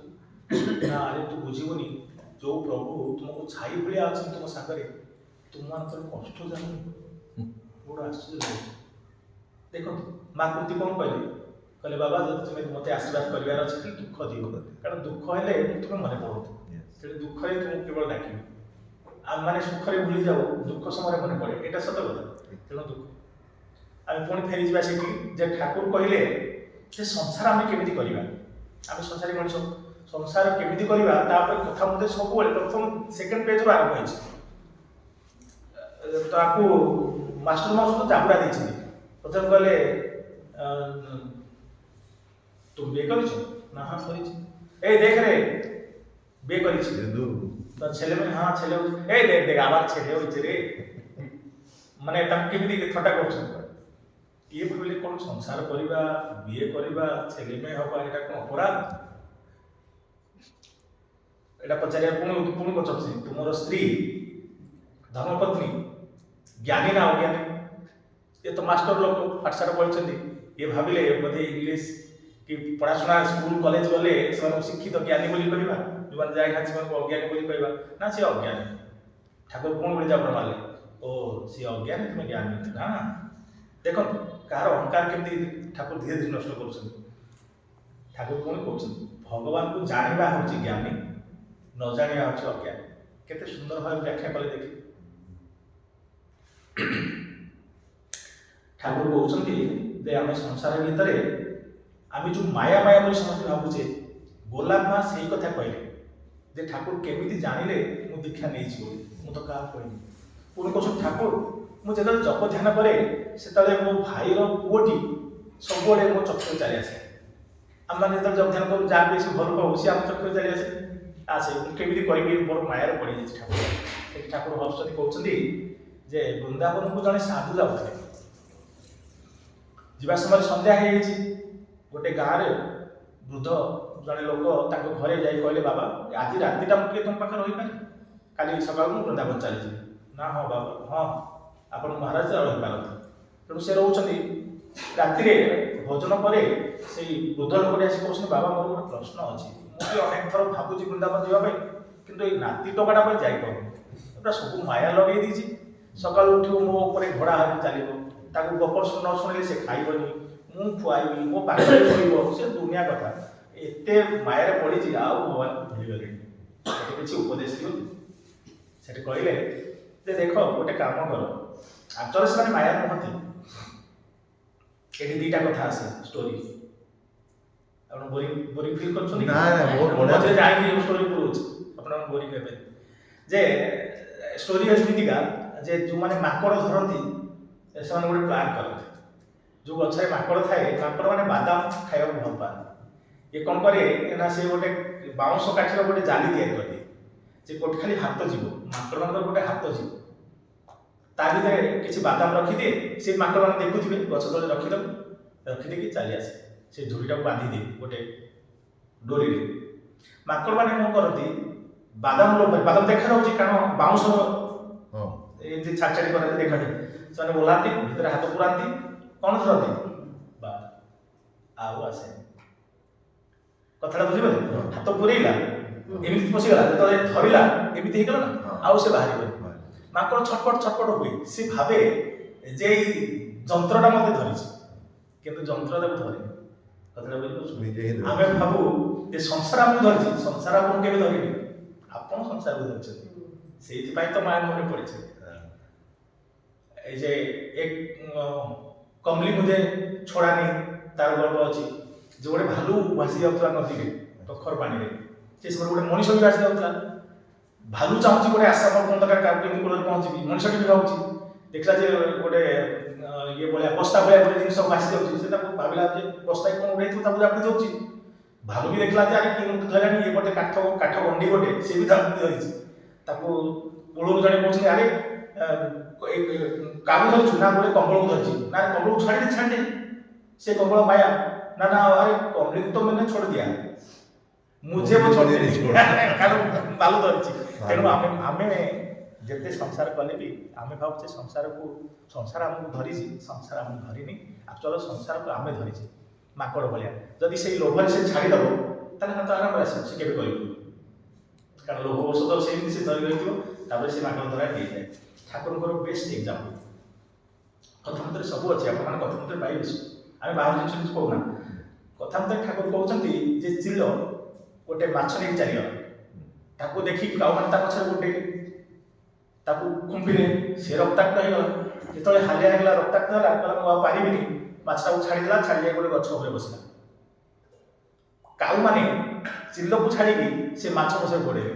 ସେଇଠି ଚିଲ ଗଛ ଉପରେ ବସିକି ଚିନ୍ତା କରୁଛି, ଆରେ ମୁଁ ସେମାନଙ୍କର ଟାର୍ଗେଟ ନଥିଲି, ମୋତେ ଯେଉଁ ଲୋଭମାନ କଲେ ମାରିକି, ସେମାନେ ମୋତେ ଟାର୍ଗେଟ କରିନଥିଲେ, ମୁଁ ଭାବିଲି ମୋତେ ଟାର୍ଗେଟ କରିଛି। ସେ ମାଛ ତାଙ୍କର ଟାର୍ଗେଟ ଲକ୍ଷ୍ୟ, କିନ୍ତୁ ମୁଁ ତାଙ୍କର ମାଧ୍ୟମ ଥିବାରୁ ମୋତେ ତାଙ୍କ ଇଏ ଉପରେ ଖୋପା ଖାଇଛି। ତେଣୁ ସଂସାରରେ ଆମେ କ'ଣ କରୁ ନା ମାୟାକୁ ଜାବୁଡ଼ି ଧରୁ। ପୁରୁଣା ଶାଶୁମାନେ ଯେଉଁମାନେ ଥିବେ, ମାନେ ବୋହୁ ମାଆଙ୍କୁ ଚାବି କେବେ ଦେବେନି, ଷ୍ଟୋର ଚାବି ହଉ କି କିଛି ପଇସା ପତ୍ର କି ସୁନା ରୂପା ଥିବ, ଏକୁ ନା ମୁଁ ମଲା ପରେ ବି ପାଇବି। ଏଇ ଯେଉଁ ଲୋଭରେ ବୟସ୍କ ଲୋକ ଥିବା ସନ୍ତାନମାନଙ୍କୁ ଆମେ କେବେ ମୁଁ ମଲା ପରେ ତୁ ତୋର ବ୍ୟାଙ୍କ ବାଲାନ୍ସ ପାଇବୁ, ଯାହା କିଛି ପାଇବୁ, ମୁଁ ବଞ୍ଚିଥିଲା ପରେ ଏକଦମ ଦେବିନି। ଆଉ ସେମାନେ ସେଇ ଲୋଭରେ ତାକୁ ଖୁମ୍ପିବେ କ'ଣ କରିବା, ଉପାୟ ନାହିଁ। ତେଣୁ ସଂସାର ଆମ ଭିତରେ ପଶୁଛି, ଆମେ ସଂସାରକୁ ଛାଡ଼ିଲେ କ'ଣ ହବ, ସଂସାର ତ ଆମକୁ ଛାଡ଼ୁନି, ଆମେ ଭାବୁଛେ, କିନ୍ତୁ ଓଲଟା ହେଇଯାଉଛି। ତେଣୁ ଠାକୁର କହିଲେ ଯେ ବୃନ୍ଦାବନ ଯଦି ଯିବା ସାଧୁଟି ତାଙ୍କୁ ଉପଦେଶ ଦେଇଥିଲେ, ବାବା ଯେଉଁ ନାତିଟି ତୁମକୁ ଏତେ ହଇରାଣ କରୁଛି ଭାବୁଛ, ତମେ ତ ତାର ସାରା ଦିନ ସେବା କରୁଛ, ତମେ ଗୋଟେ ଜିନିଷ ଭାବିନିଅ, ତମ ମନର ଗତିପଥ ପରିବର୍ତ୍ତନ କରିଦିଅ। କ'ଣ କରିବ ନା ଭଗବାନଙ୍କ ଦିଗକୁ ମନଟା ପରିବର୍ତ୍ତନ କରିଦିଅ। ଯେଉଁ ନାତିଟି ଅଛି ସେ ନାତିକି ଭାବ ସେ ତୁମର ବାଳକୃଷ୍ଣ, ତୁମ କୃଷ୍ଣକୁ ଭଲ ପାଉଛ, ଛୋଟ କୃଷ୍ଣ ବୋଲି କ'ଣ, ଲିଟିଲ କୃଷ୍ଣ। ତେଣୁ ସବୁ ସମାଧାନ ସମାଧାନ। ସକାଳୁ ଉଠିବ, ସିଏ ଆପଣଙ୍କର ଘୋଡ଼ା ହେବ, ମୋ ପ୍ରଭୁ କୃଷ୍ଣଙ୍କ ଉପରେ ଘୋଡ଼ା ହେଉଛନ୍ତି, ଭଲ ଅସୁବିଧା କ'ଣ, ଭଲ ଆପଣ ପ୍ରେମଟା ଆହୁରି ବଢ଼ିଯିବ। ତାପରେ ଖାଇବା ସମୟରେ ମୋ ପ୍ରଭୁ କୃଷ୍ଣକୁ ମୁଁ ପାଉଛି, ମୁଁ ତାଙ୍କୁ ଲୋରି ଶୁଣାଉଛି, ମୁଁ ତାକୁ ଗପ ଶୁଣାଉଛି, ମୁଁ ତାକୁ ଶୁଆଉଛି, ତାହେଲେ ଆଉ କେଉଁଠି ରହିଲା କଷ୍ଟ। ତେଣୁ ଆମର ମନର ପରିବର୍ତ୍ତନ ଦରକାର। ମନର ପରିବର୍ତ୍ତନ କେଉଁ ପଟକୁ ନା ଭଗବାନଙ୍କ ଦିଗକୁ। ଯେତେବେଳେ ଭଗବାନ ଆମ ପାଖରେ ରହିଲେ ଆମ ସଂସାର ଭିତରେ ମୋ ସ୍ୱାମୀ ହେଉଛନ୍ତି ମୋର ପ୍ରଭୁ ଜଗନ୍ନାଥ, ମୋ ସ୍ତ୍ରୀ ହେଉଛନ୍ତି ମୋର ଲକ୍ଷ୍ମୀ, ମୋର ପୁଅଟି ହେଉଛି ସ୍ୱାମୀ ବିବେକାନନ୍ଦ, ମୋ ଝିଅଟି ହେଉଛି ମା ଶାରଦା, ତାହେଲେ କୌଣସି କେବେ ସଂସାର ଆସକ୍ତି ଆପଣ ଟାଣିବେନି କିମ୍ବା ଆପଣ ମାୟାରେ ପଡ଼ିବେନି। ଆଉ ସେଇଦିନ ଠାରୁ ଆପଣ ପରିବାର ପବିତ୍ର ହେଇଯିବ, ସ୍ୱର୍ଗ ହେଇଯିବ। ସ୍ୱାମୀ ବିବେକାନନ୍ଦ କୁହନ୍ତି ଏଇ ଜନ୍ମରେ ମୁଁ ଖାଇବାକୁ ପାଉନି, ଯେଉଁ ଭଗବାନ ଖାଇବାକୁ ଦେଇପାରୁନାହାନ୍ତି, ମୁଁ ବୈକୁଣ୍ଠ ଗଲେ ସ୍ୱର୍ଗ ଗଲେ ମୋତେ ସେ ଆନନ୍ଦ ରଖିବେ, ବିରିୟାନୀ ଖୁଆଇବେ, ଭଲ ଭଲ ଜିନିଷ ଖୁଆଇବେ, ମୁଁ ସେ ଭଗବାନଙ୍କୁ ବିଶ୍ୱାସ କରେ ନା। ସତ କଥା ନୁହେଁ? ଠାକୁର ମା ନିଜେ କିଛି ନିଜେ କହିଛନ୍ତି, ତା ସହିତ ଠାକୁରଙ୍କର ଦୁଇଟା କଥା ଯେ ଏ ତ କଳିର ପ୍ରଭାବ, ମୁଁ ନ କହିଲେ ମୋ ପିଲାମାନେ ଶୁଣିବେନି, ମୁଁ ଯଦି ନିଜେ ବ୍ୟବହାର ନ ଦେଖିବି ମୋ ପିଲାମାନେ କରିବେନି। ଦୁଇଟା ଡିଫରେନ୍ସ ଜିନିଷ। କହିବି, ନ କହିଲେ ତ କେହି ଶୁଣିବେନି। କ'ଣ କହିଛନ୍ତି ନା କଥା ମତରେ ଯାହା କହିଛନ୍ତି ତାଙ୍କର ସେଟା ହୋଇଗଲା ଅମୃତ କଥା, ଅମୃତ। ମାଷ୍ଟର ମଉସା ଯଦି ଲିପିବଦ୍ଧ ନ କରିଥାନ୍ତେ ଏଇ ସୁନ୍ଦର ଗ୍ରନ୍ଥଟି ଆମେମାନେ ପାଇନଥାନ୍ତେ। ଆଉ ସେଇ ସୁନ୍ଦର ଗ୍ରନ୍ଥରେ ଏତେ ସୁନ୍ଦର ଭାବେ ଲେଖା ଅଛି ସଂସାର ଆପଣ କେମିତି ସଂସାର ଭିତରେ ରହିବେ, ସ୍ୱାମୀଙ୍କର ସ୍ତ୍ରୀ ପ୍ରତି କର୍ତ୍ତବ୍ୟ କ'ଣ, ସ୍ତ୍ରୀଙ୍କର ସ୍ୱାମୀ ପ୍ରତି କର୍ତ୍ତବ୍ୟ କ'ଣ, ପିଲାମାନଙ୍କ ପାଇଁ କର୍ତ୍ତବ୍ୟ କ'ଣ, ସ୍ୱାମୀ ପିଲାମାନଙ୍କ ପାଇଁ ଆପଣ କେତେ ଦିନ, ଯେମିତି ଠାକୁର କହିଲେ ଯେ ଗୋଟେ ପକ୍ଷୀ ତାର ଛୋଟ ଶାବକୁ ବାହାରୁ ଖାଇବା ନେଇ ଆସେ, ତା ଥଣ୍ଟ ଭିତରେ ପୁରେଇ ଦିଏ, ଖୁବ ଆଦର ଯତ୍ନ କରି ପାଖରେ ରଖେ, ଯୋଉଦିନ ପକ୍ଷୀଟି ଉଡ଼ିବା ଶିଖେ ସେଦିନ ଥଣ୍ଟରେ ତାକୁ ବିଦାୟ କରେ, ନା ଟୁକେଟା। ତେଣୁ ସଂସାରରେ ଆମ ପିଲା ଛୁଆଙ୍କ ପାଇଁ କର୍ତ୍ତବ୍ୟ କ'ଣ ନା ପିଲାମାନେ ଛୁଆମାନେ ଯେତେବେଳେ ନିଜ ଗୋଡ଼ରେ ନିଜେ ଠିଆ ହେଇନାହାନ୍ତି ସେ ପର୍ଯ୍ୟନ୍ତ ତାଙ୍କର ଯତ୍ନ। ତାପରେ କହୁଛନ୍ତି ସଂସାର ସବୁ କର୍ତ୍ତବ୍ୟ ଗୋଟେ ହାତରେ, ଏଇ ଶୁଣନ୍ତୁ କେତେ ସୁନ୍ଦର ଏକ୍ସାମ୍ପଲ ଦେଇছে ଠାକୁର, ଗୋଟେ ହାତରେ ଭଗବାନ ଧର, ଗୋଟେ ହାତରେ ସଂସାର ଧର, ଦୁଇଟା ବାଲାନ୍ସ କର। ଆଗରୁ ଥିଲା, ଆଜିକାଲି ଡିଜିଟାଲ ୱେଟ୍ ମେସିନ୍ ହେଇଗଲାଣି, ଆଗରୁ ଥିଲା କେଜି କଲା, ଗୋଟେ ଜାଗାରେ କେଜିର ବଟକରା ପଡ଼େ, ଆଉ ଗୋଟେ ଜାଗାରେ ଜିନିଷ ପଡ଼େ। ଏ କଣ୍ଟାଟା ଯଦି ଠିକ୍ ବାଲାନ୍ସ ନ ହୁଏ, ମଝିରେ ନ ହୁଏ, ତାହେଲେ ଆପଣ କେଜିରେ କେବେ ଆପଣ ଆଣନ୍ତିନି ଜିନିଷ, ଯଦି ଏପଟ ସେପଟ ହେଲା ନିଶ୍ଚୟ କମ୍ ଅଛି କିମ୍ବା ବେଶୀ ହେଲା। ତେଣୁ ଆମକୁ ଏଇ ଦୁଇଟାକୁ ବାଲାନ୍ସ କରିବାକୁ ପଡ଼େ। ଠାକୁରଙ୍କୁ ଯଦି ବେଶୀ ଆମେ ସଂସାର ଭିତରେ ଅଛେ, ଯଦି ଠାକୁରଙ୍କୁ ବେଶୀ ଠାକୁର ଠାକୁର ବୋଲି ପାଗଳାମି କରିବା, ଲୋକ କହିବେ ଲୋକଟା ପାଗଳ ହେଇଗଲା। ସଂସାର ଭିତରେ ଥାଇକି ଭଗବାନ ଭଗବାନ ହେଉଛି, ସ୍ତ୍ରୀ ପ୍ରତି କର୍ତ୍ତବ୍ୟ କରୁନି, ପିଲା ଛୁଆଙ୍କ ପ୍ରତି କର୍ତ୍ତବ୍ୟ କରୁନି, ରୋଜଗାର କରୁନି, ବାଗେଡ଼ି କରୁନି, କିଛି କରୁନି। ଆମେମାନେ ସନ୍ନ୍ୟାସୀ ହେଇଛୁ, ଆମେ ଭଗବାନଙ୍କ ନାଁ କରିବା କଥା। ଯଦି ଆସିକି ଏଇଠି ଆପଣଙ୍କ ସଂସାର ଭିତରେ ମୁଣ୍ଡ ପୁରେଇବୁ, ରାଜନୀତି କରିବୁ, ତାହେଲେ ଆପଣମାନେ କ'ଣ କହିବେ, ଲୋକଟା ପାଗଳ ହେଇଗଲା, ସନ୍ନ୍ୟାସୀଟା ପାଗଳ ହେଇଗଲା। ତେଣୁ ଯାହାର ଯେଉଁ ପରିସ୍ଥିତି ତାକୁ ସେହି କର୍ତ୍ତବ୍ୟ ଧର୍ମ କରିବାକୁ ପଡ଼ିବ। ତେଣୁ ସଂସାର ଭିତରେ ଆମକୁ ଆମର କର୍ତ୍ତବ୍ୟ କ'ଣ ଠାକୁର ସେଟା ଆମକୁ କହିଦେଇଗଲେ, ପିଲାମାନଙ୍କ ପାଇଁ କର୍ତ୍ତବ୍ୟ କ'ଣ, ସବୁ ସେଇ କଥା ମଧ୍ୟରେ ସବୁ ଲେଖା ଅଛି। ଯେମିତି ପ୍ରଭୁ ଶ୍ରୀକୃଷ୍ଣ ଗୀତାରେ କହିକି ଗଲେ ସେଇଟା ସବୁ ଆମର କଥା ମଧ୍ୟରେ ଲେଖା ଅଛି। ଏଇଟା ଯଦି ଆମେ ପଢ଼ିବା ନିଜର ପରିବର୍ତ୍ତନ ହେବ। କେମିତି ପରିବର୍ତ୍ତନ ହେବ? ଠାକୁର ମାଙ୍କର ଜୀବନୀ ଦେଖନ୍ତୁ। ମୁଁ ଆଉ ଗୋଟେ କଥା କହିଦିଏ ଯେ ଠାକୁରଙ୍କର ଏଇଟା ହେଉଛି ଅଗଷ୍ଟ 14 ତାରିଖ 1886 ମସିହା, ମାନେ ଠାକୁରଙ୍କର ଶରୀର ଯିବାର 2 ଦିନ ପୂର୍ବରୁ, 1886 ଅଗଷ୍ଟ 14 ତାରିଖ, 16 ତାରିଖରେ ଠାକୁରଙ୍କ ଶରୀର 14 ତାରିଖ, 2 ଦିନ ପୂର୍ବରୁ। ଏଇଟା ଆମେ ଆଲୋଚନା କରିଥିଲୁ। ଠାକୁର ଶେଷ ଅବସ୍ଥା, କାଶୀପୁର ଘଟଣା, ସ୍ୱାମୀଜୀ ତାଙ୍କର ଖଟ ପାଖରେ ଠିଆ ହେଇଛନ୍ତି, ଠାକୁର ସ୍ୱାମୀଜୀ ମନେ ମନେ ଭାବୁଛନ୍ତି ଏଇ ସମୟରେ ଠାକୁରଙ୍କର ଏଇ ଅବସ୍ଥା ସମୟରେ ଯଦି ଠାକୁର ନିଜେ ମୁଖ ଖୋଲି କହିଦେବେ ମୋ କଥା, ତାହେଲେ ମୁଁ ବିଶ୍ୱାସ କରିବି। ମନରେ ଯେତେବେଳେ ଏଇ ପ୍ରଶ୍ନଟା ଆସିଛି, ଠାକୁର ସାଇଡ଼ରେ ଥିଲେ, ପୁଣି ସାଇଡ଼ ପଡ଼େ ନରେନ ତୋର ଏବେ ବି ଅବିଶ୍ୱାସ, ଆରେ ଯିଏ ରାମ ଯିଏ କୃଷ୍ଣ ଇରାନୀ ଏ ଶରୀରରେ ରାମକୃଷ୍ଣ। ଆପଣମାନେ ଜାଣିଛନ୍ତି, କହିବାର ଉଦ୍ଦେଶ୍ୟ ହେଉଛି ଯେ ସ୍ୱାମୀଜୀଙ୍କର ଅବସ୍ଥା କ'ଣ ହେଇଥିବ ସେ ସମୟ ଦେଖନ୍ତୁ। ଯେ ଶେଷ ଅବସ୍ଥାରେ ମୁଁ ପରୀକ୍ଷା କରିଛି, ଆପଣମାନେ ଜାଣିଛନ୍ତି ଠାକୁର ଯେମିତି ପରୀକ୍ଷା କରନ୍ତି, ସ୍ୱାମୀଜୀ ବି ଠାକୁରଙ୍କୁ ଛାଡ଼ିନାହାନ୍ତି, ଦୁଇ ଜଣଙ୍କୁ ପରୀକ୍ଷା କରିଛନ୍ତି। এই যে ঠাকুরଙ୍କର পয়সା ছুঁইলে স্পর্শ কলে টাইম হয়ে গেলে কহিবে ঠাকুরଙ୍କର ହାତ ବଙ୍କି ଯାଏ, ଇଚ୍ଛା କାମୁଳିଆ ଭଳିଆ ହୁଏ। ଏ ସ୍ୱାମୀଜୀ କହିଲେ ହଁ ଇଏ ଢଙ୍ଗ, ଏମିତି ହାତଟା ବଙ୍କି ଯାଉଛି, ଟଙ୍କା ପଇସା ଧରିଲେ। ସେ ଦେଖିଲେ ଠାକୁର ଝାଉଁବନକୁ ଯାଇଛନ୍ତି, ଫେରିବା ଦେଖିଲେ କେହି ନାହାନ୍ତି, ସେ ବେଡସିଟ୍ ଭିତରେ ଢୁକେଇ ଦେଲେ, କହିଲେ କିଛି ଆଜି ମୁଁ ଦେଖିବି। କବାଟ ପାଖରେ ଠିଆ ହେଇଛନ୍ତି, ଠାକୁର ଆସିଲେ, ନରେନ କখন ଆସିଲେ ନା ଏখানে আসছে, আপনি যান বসুন। ବସିପାରୁଛି ତା ବସିବେ କୋଉଠି, ତ ବସିପାରୁଛନ୍ତି, କଣ୍ଟା ମାରିଲା ବେଳେ ତାକୁ ମାରୁଛନ୍ତି। ଆରେ କ'ଣ ହେଇଛି, ବେଡସିଟ୍କୁ ଟାଣିଦେଲା, ଝନ୍ କରିକି ସେ ଟଙ୍କା ଗୁଡ଼ା କଏନ୍ ଗୁଡ଼ା ପଡ଼ିଲା ତଳେ। ବୁଝିପାରିଲେ, ଏସବୁ ନରେନ୍ଦ୍ର କାମ। ନରେନ୍ଦ୍ର କ'ଣ ହେଇଛନ୍ତି, ନରେନ୍ଦ୍ର ମୋ ତଳକୁ সেটি ঠাকুর বলছেন ঠিক এরকম তু পরীক্ষা করে নেওয়া দরকার। ଆଉ ସ୍ୱାମୀଜୀଙ୍କର ଗୋଟେ ବେଷ୍ଟ କ୍ୱାଲିଟି ଯେପର୍ଯ୍ୟନ୍ତ ସେ ରିସର୍ଚ୍ଚ କରିନାହାନ୍ତି କନଫର୍ମ ହେଇନାହାନ୍ତି ତାକୁ ଗ୍ରହଣ କରୁନାହାନ୍ତି କାହାକୁ, ଆଉ ଯାହାକୁ ଗ୍ରହଣ କରିବେ ସାରା ଜୀବନ। ସେ କହିଲେ ଯେ ମୋ ଗୁରୁଦେବ ହେଉଛନ୍ତି ଅବତାର ବରିଷ୍ଠ। କାହିଁକି ଅବତାର ବରିଷ୍ଠ ମାନେ ଆପଣମାନେ ନେଗେଟିଭ ୱେରେ ନିଅନ୍ତୁନି। ଅବତାର ବରିଷ୍ଠ ମାନେ ମୋ ଭଗବାନ ମୋର ଗୁରୁଦେବ ହେଉଛନ୍ତି ସବୁ ଅବତାରଙ୍କ ଭିତରେ ଉଚ୍ଚା, ମାନେ ନୁହେଁ ଶ୍ରୀରାମଚନ୍ଦ୍ର ଛୋଟ, ଶ୍ରୀକୃଷ୍ଣ ଛୋଟ, ପ୍ରଭୁ ଜଗନ୍ନାଥ ଛୋଟ, ଏସବୁ କହୁନାହାନ୍ତି। ଏ ଉଦ୍ଦେଶ୍ୟରେ ସେ କହୁଛନ୍ତି ଯେ ଶ୍ରୀରାମଚନ୍ଦ୍ର ଆସିଥିଲେ ତ୍ରେତୟାରେ କାହାକୁ ମାରିବା ପାଇଁ? ରାକ୍ଷସମାନଙ୍କୁ ମାରିବା ପାଇଁ। କୋଉ ଭଳିଆ ରାକ୍ଷସ ନା ସିଏ ନାରୀମାନଙ୍କୁ ନିର୍ଯାତନା ଦେଇଛି, ମାନେ ଅପହରଣ କରିଛି, ନାରୀ ନିର୍ଯାତନା ଦେଇଛି, ମା ସୀତା। ସେଇଥିପାଇଁ ସେ ନିଜେ ରାକ୍ଷସ, ତାର ବଂଶକୁ ଧ୍ୱଂସ କଲେ ପ୍ରଭୁ ଶ୍ରୀକୃଷ୍ଣ। ହାତରେ କଣ ନେଇକି ଆସିଥିଲେ? କି ଧନୁ? ତୀର ଧନୁ। ସେଟା ହଉଛି କୋଦଣ୍ଡ ଧରିକି ଆସିଥିଲେ ପ୍ରଭୁ। ପ୍ରଭୁ ଶ୍ରୀକୃଷ୍ଣ ଯେତେବେଳେ ଦ୍ୱାପରରେ ଆସିଲେ ସେ କଣ ନେଇକି ଆସିଲେ? ସେ ଦେଖିଲେ କଂସ ମାମୁଁ, ନିଜ ମାମୁଁ ହେଇକି ମୋର ଛୋଟ ଛୋଟ ଭାଇ 7ଟା ଭାଇକୁ ପଥରେ କଚାଡ଼ିକି ମାରିଛି। ସେ ନିଜର ଭଉଣୀ ନିଜର ଜାମାଇକି ନେଇକି ଜେଲ ଭିତରେ ଢୁକେଇଛି। କୋଉ ଭଳିଆ ରାକ୍ଷସ ପ୍ରକୃତି ତ, ଅନେକ ରାକ୍ଷସ ଲୋକ ଥିଲେ। ତାପରେ ଦୁର୍ଯ୍ୟୋଧନ ଭାଇ ଭିତରେ ଝଗଡ଼ା, ଆଉ କହିଲା ଯେ 7ଟା ଗାଁ କଣ ତମକୁ ଛୁଞ୍ଚି ମୁଣରେ ଯେତିକି ଜାଗା ସେତିକି ବି ଦେବିନି। ଲୋଭୀ ଏସବୁ ପ୍ରତାପୀ ଏସବୁ ଥିଲା। ନିଜର ଦେବୀ ତୁଲ୍ୟ ମା ଯିଏ ଭାଉଜ ବୋଲି କୁହାଯାଏ ଦ୍ରୌପଦୀ, ତାକୁ ସଭାରେ ସବୁ ପଣ୍ଡିତ ମାନେ ସମସ୍ତେ ଅଛନ୍ତି ତାକୁ ଉଲ୍ଲଗ୍ନ କରିବା କେଡ଼େ ବଡ଼ ଅପରାଧ ଦେଇକି କହିଲେ। ତେଣୁ ସେମାନଙ୍କୁ ମାରିବା ପାଇଁ ପ୍ରଭୁ କଣ ଧରିଲେ? ସୁଦର୍ଶନ ଚକ୍ର ନେଇକି ଆସିଲେ। ଆମ ଠାକୁର କଣ ଆସିଥିଲେ? କେମିତି ଆସିଥିଲେ? ନା ସୁଦର୍ଶନ ଚକ୍ର, ନା ଗାଣ୍ଡିବ। କହିଲେ ମୋ ହାତ ବାବା ମୁଁ ଲକ୍ କରିଦେବି। ହାତ ଲକ୍ କରିନା, ଦେଖୁନା ହାତ ଲକ୍ କରିଛି। କହିଲେ ମୁଁ ହାତ ଲକ୍ କରିକି ଆସିଛି କଳିଯୁଗରେ। ନା ଗାଣ୍ଡିବ ଅଛି, ନା ଚକ୍ର ଅଛି। ତାହେଲେ ଆପଣ ମାରିବେ କାହାକୁ? ନା ମାରିବି କାହାକୁ? ମୁଁ ମାରିବାକୁ ତ ଆସିନି। ନା କେମିତି ରାକ୍ଷସ କଳିରେ ପ୍ରବଳ, ନା ଘରେ ଘରେ ରାକ୍ଷସ। ଆମର ରାକ୍ଷସ ପ୍ରବୃତ୍ତି ନାହିଁ। ଆପଣ ଟିଭି ଖୋଲି ଦିଅନ୍ତୁ, ପେପର ପଢି ଦିଅନ୍ତୁ,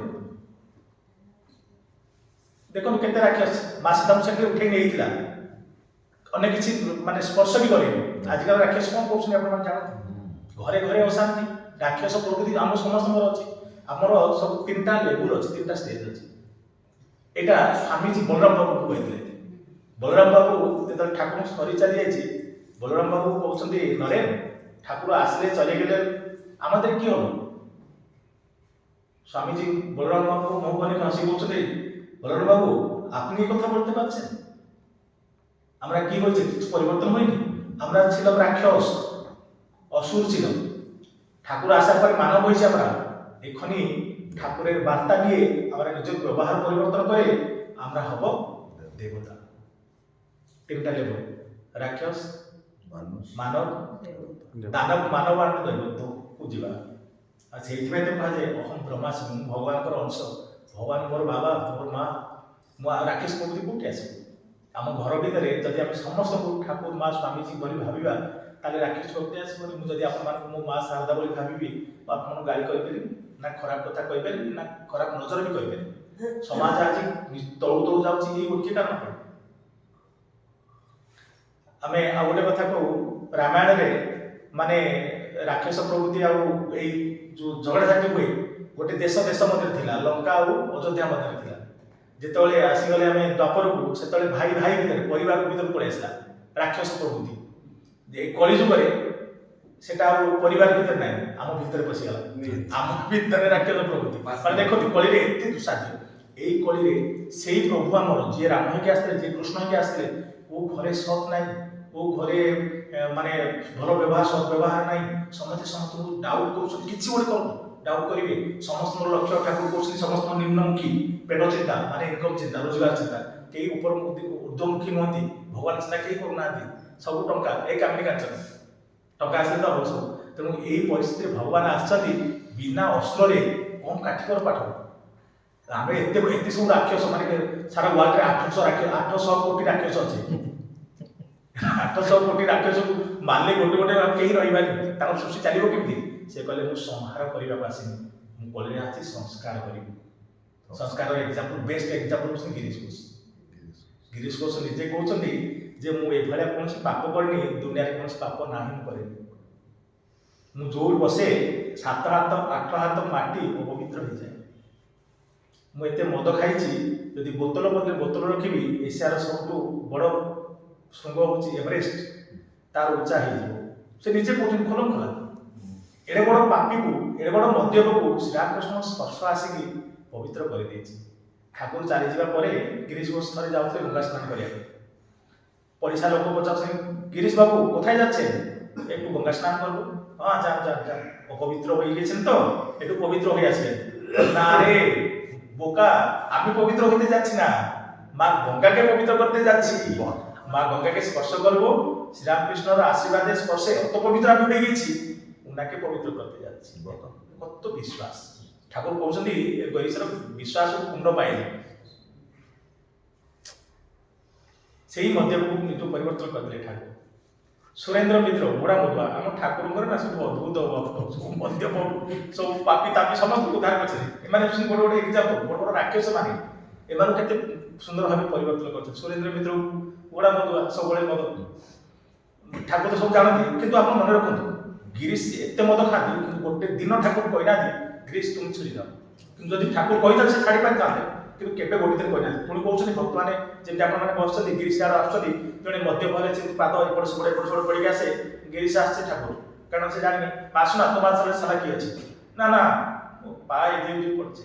ଠାକୁର ବୁଝିଗଲେ, କହିଲେ ଆରେ ପାଏ ଦିଅ ଦିଅ କିଏ, ତା ପକେଟଟା ଖୋଲ ନା, ଦୁটো ବୋତଲ ଦେଇଦେବି। ଠାକୁର ନିଜେ ବୁଝେ, ଦେଖନ୍ତୁ ସେ ଠାକୁର ସବୁ ଜାଣିଛନ୍ତି, କେମିତି ଗୋଟେ ଦିନ କହିନାହାନ୍ତି ଗିରିଶ ତମେ ଛାଡ଼ିଦିଅ, ଖାଉ ନା ଖାଅ, କେତେଦିନ ଖାଇବ, ଠାକୁର ନିଜେ କହୁଛନ୍ତି।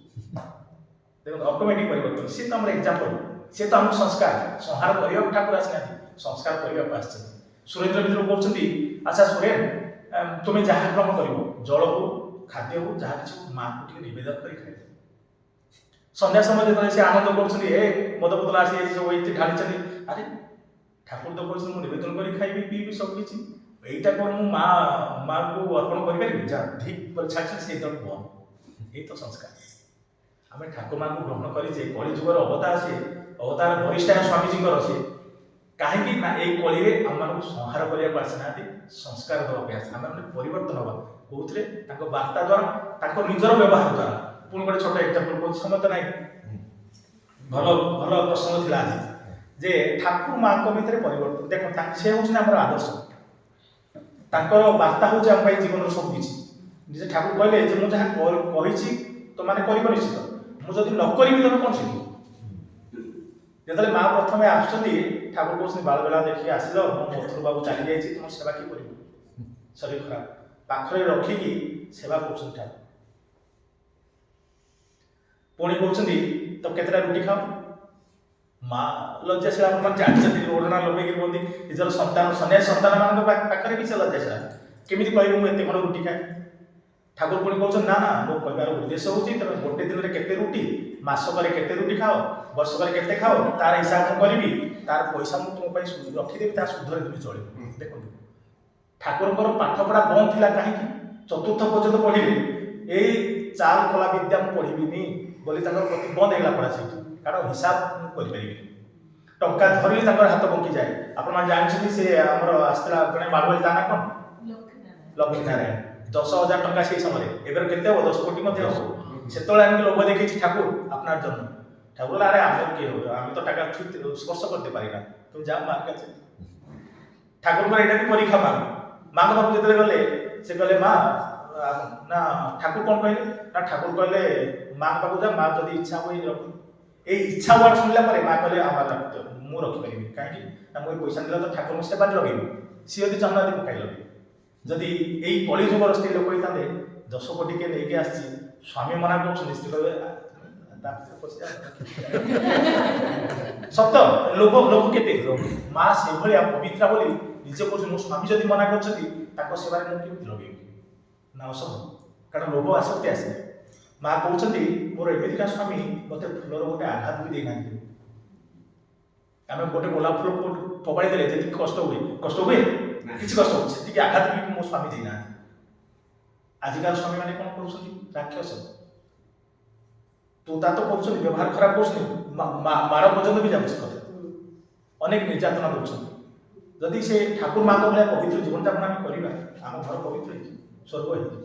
ପୁଣି ମା କହୁଛନ୍ତି ମୋ ସ୍ୱାମୀ ମୋତେ ତୁ ବୋଲି ବି କହିନାହାନ୍ତି, भूल थे खाଇବା आनी ठाकुर समाधि खाଇବା रखिदेवी जाइछन्ती ठाकुर कहते दरजाटा बंद कर जाबे तो बोले हाँ अरे जापी माने क्या बोले से भाविले बोधे लखी आसी भाई झील किंतु माँ को कथा हाँ हाँ देखी बोल ये माँ को कथा शुण तापर आ निद ना सकाल केतले हम जाकि माँ क्षमा मागुछन्ती आमार भूल हो गए तुम्हें तुम बोली देख यही पवित्र जीवन जब आम करवा प्रत्येक स्वामी स्त्री को सम्मान दबा तू बोली कहबानी कौन से आघात आम दबानी मन कष्ट दबानी आमर संसार पवित्र हो से कहे समुद्र जल अशांत हो गले आम शांत कर कि गोटे परिवार भितर आमर लक्ष्मी मदन माँ जदि से अशांत हो जाती ताले घर के पवित्र हो पारे नर्क हो से ठाकुर पुणी देखे कौन सी अवतार रे केवे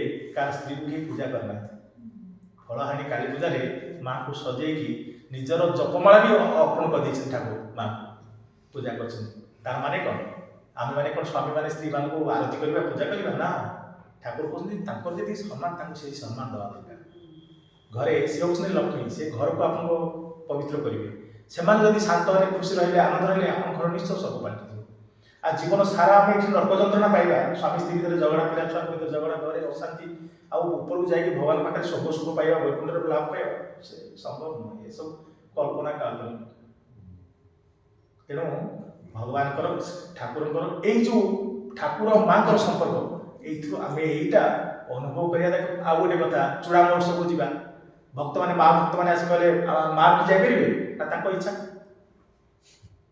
माँ जो पचारे माँ को कहले माँ आप प्रस्तुत हूँ आप नौका रेडी है ठाकुर रेडी है आप प्रस्तुत हूँ जा ना ठाकुर की परमिशन देते आदेश देते ना ठाकुर कहते इच्छा ना मोर जा ठाकुर मोर इच्छा कौन सी मोर स्वामी सी मत कह निश्चित से जी निश्चय जी मोर इच्छा किसी ना देख ठाकुर जो दक्षिणेश्वर था माँ रहबत था प्रत्येक भक्त घर को जाती कहीं जानते से घर को पवित्र करने मन रख ठाकुर जी आनंद करेंगे जब से लक्ष्य था प्रत्येक घर को जाइए आंतर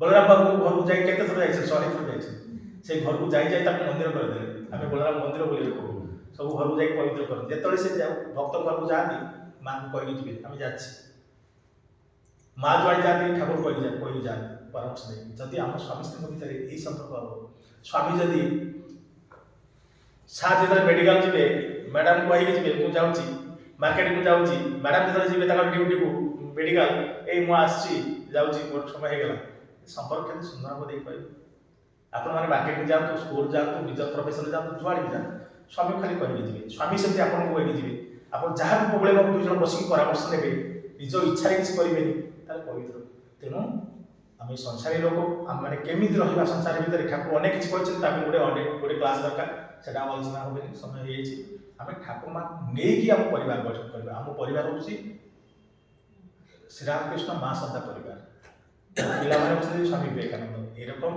परिवार भितर जब आम भगवान को लेकिन परिवार आम गठन करवा केवे से परिवार के नष्ट हेनी के नर्क हवा बुझे आम घर पवित्र करवा स्वर्ग करवा आम क्या नहीं ना से ठाकुर मांग नहीं कहीं से कहते मो पाने रसे बसे थे आम नहीं आनंद करवा आज जो समय बसिले अनेक किसी कहला कि समय हो तेणु से ठाकुर मांग नहीं आनंद करवा वर्तमान आरती आप मान जय ठाकुर जय ओम शांति शांति शांति श्री राम कृष्ण